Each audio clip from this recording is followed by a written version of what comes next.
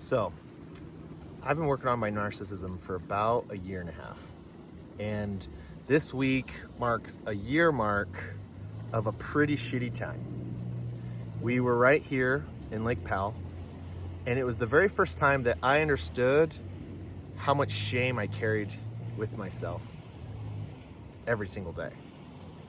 And it's interesting because fast forward now to where I am today, a year later, on this exact same trip, it's like kind of mind-blowing, and I want to share it with people who are considering a healing journey on narcissism, if they have their own or if they're with a partner, because I think understanding some of the nuances that go into it can be really helpful. So I think that if you're in either of those camps, you might enjoy this video. But so a year ago, here we are. We're at Lake Powell, beautiful place. There's a houseboat right here, as you can see, and lots of fun. The thing is we came with some friends that at the time I didn't realize it, but they make me feel insecure because Kira has dated some of them in the past, and while we are all friends, I didn't realize how much that insecurity lived inside of me. And last year at Powell, we were fighting a lot,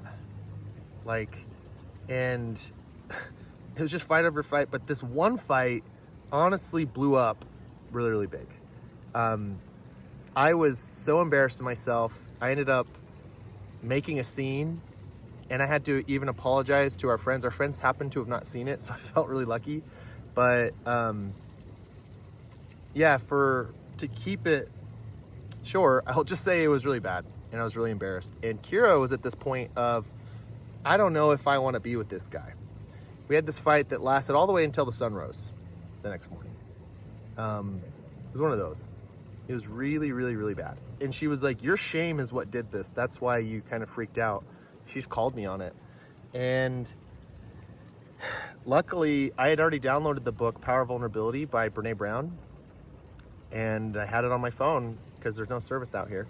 And I turned it on and started listening to it. I spent the whole next day listening to that book and came to realize that not only do I have shame, but I am swimming in shame.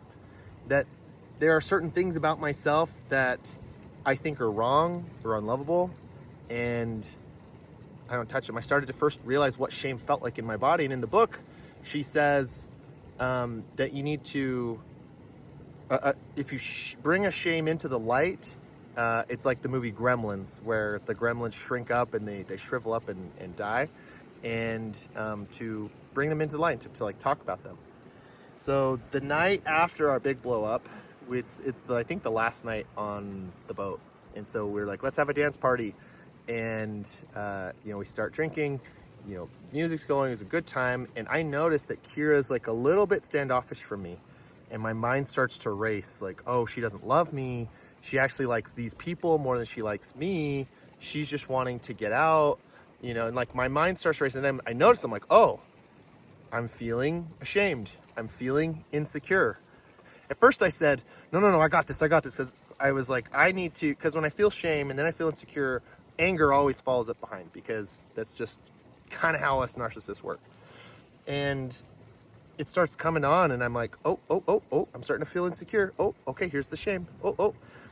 And I thought, I'm just gonna deal with this myself. And I go and I dance. I'm trying to like shake it off, and I cannot shake it off. It just is like there, and I'm like, I can do this. I don't. And I realized I need to bring it into light. I need to tell her. I need to get her help with it. So this is the first time I'd ever done this.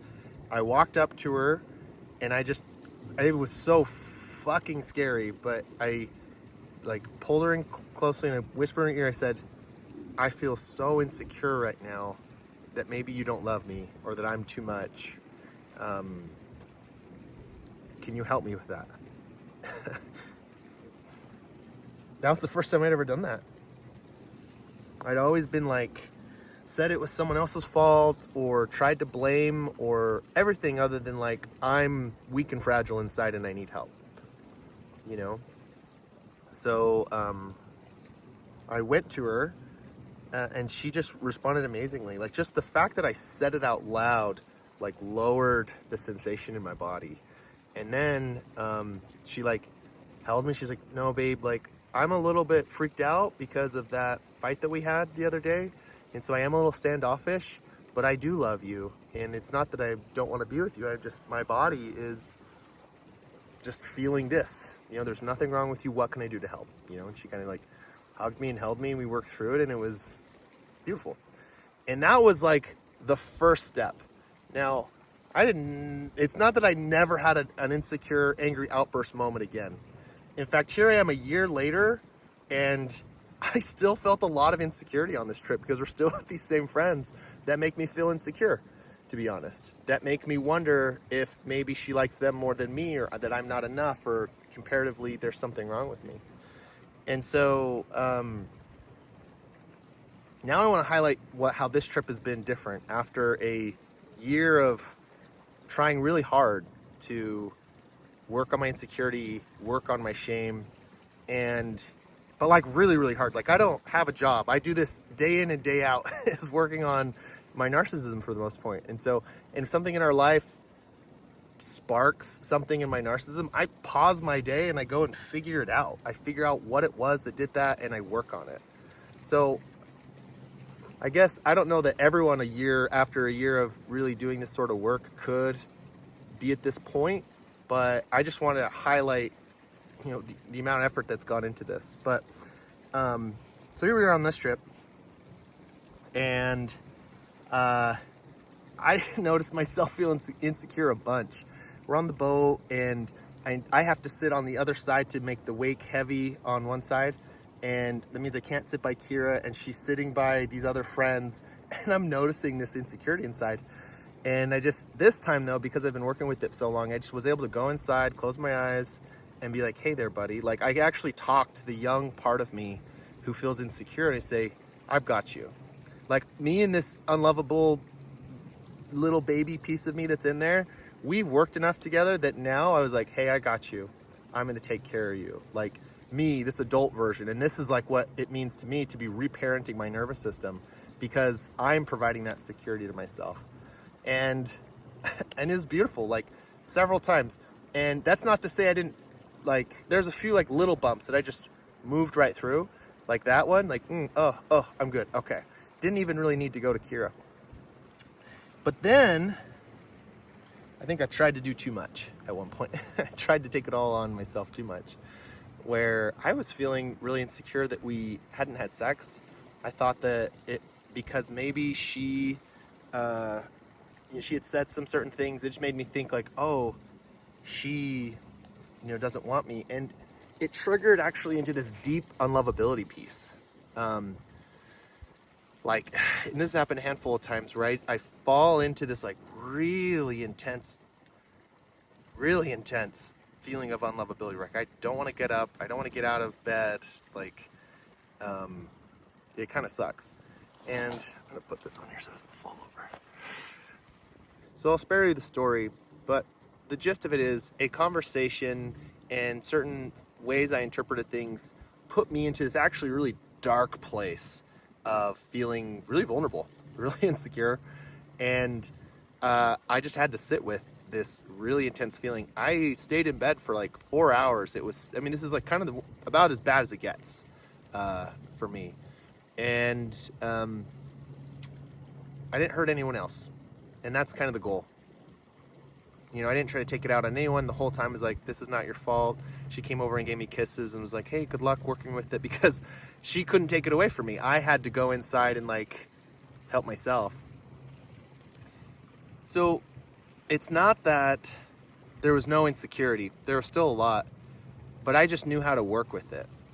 And this time, instead of taking out my insecurity on other people and causing fights or being angry, I just honestly sat with the sadness that was there. I grieved it. I like mourned that I've got these wounds that cause me to feel like no one could love me. If anyone out there is wondering if it's possible to heal your narcissism, I want to say yes and no.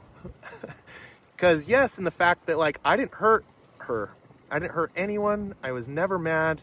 I just felt deep sadness inside. And I held that to myself, and I had a beautiful moment, and I moved through it. So in that way, a lot of the wounds are still there. And in that way, it's also in a place of healing because I'm really not letting it affect other people. So yes, there's a lot of healing happening because I didn't hurt her. We stayed connected the whole time. She actually came and helped me and felt super loved throughout the whole experience. And we've actually spent this entire trip just telling each other how much we love each other. Like last year we fought a ton. This time we literally just have been crazy about each other, goo-goo-eyed for each other. And no, you can't just heal it, because at the same time, I still feel the pangs of insecurity. I just respond differently to them. So something I also realized on this trip is that the reason that us narcissists need a constant source of delusion, a constant source of other people's approval, a constant, we call it source of validation, is because we also have a constant pain of not feeling like we're enough, of feeling insecure. So it's like I'm a drug addict who just needs to keep taking the pills to stay ahead of this storm, this pain that could hit me, of just feeling like I'm worthless, feeling like I'm unlovable.